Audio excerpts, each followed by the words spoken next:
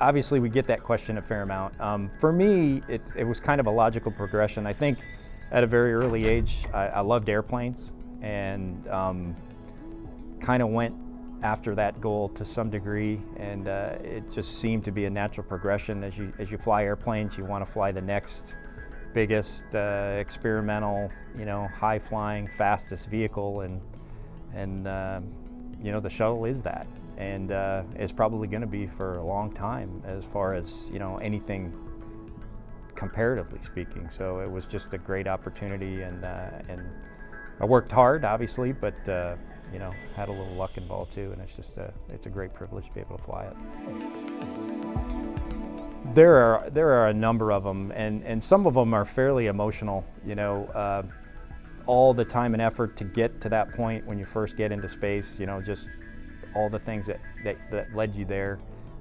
So those first few moments where you experience, microgravity, that was definitely one very strong memory. And I think, just that first time that you got to gaze out a window, either on the space station or on the space shuttle, just to look back at Earth, it's just unbelievable, the view that you have.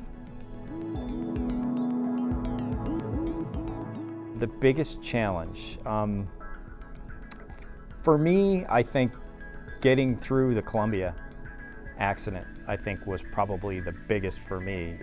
One, because I was the lead astronaut that strapped in the crew, so I worked with them quite a bit before the mission, and then just dealing with the aftermath. That was probably, for me personally, was the biggest challenge. It was obviously it was hard on the entire country and on the astronaut corps, but to lose 7 people, that you're close to, and then it kind of makes you, dig deep and look down inside yourself and ask if this is really what you want to do, and if it's worth it, and if it's the right thing. And I was convinced it was. I think the biggest surprise for me is the adjustment that you have to make from living on Earth to living in space and being there for a number of days and then coming back.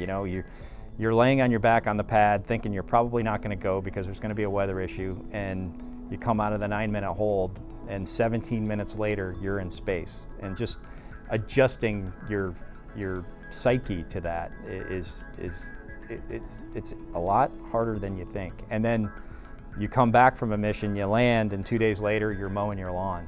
And it's just almost, I hate to use the word, but it's surreal.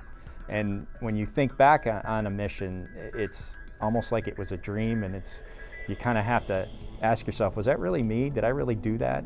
Was I really there? Because it is so much different than the rest of your life, and so much removed from it. But it's just so rewarding and exciting and tiring. It's a lot of hard work, but just a tremendous experience that you just never going to forget. And I'm thankful that they take a lot of pictures and a lot of videos so that you can look back at it, because you kind of have to you have to look at that stuff every now and again just to convince yourself that you actually did do it.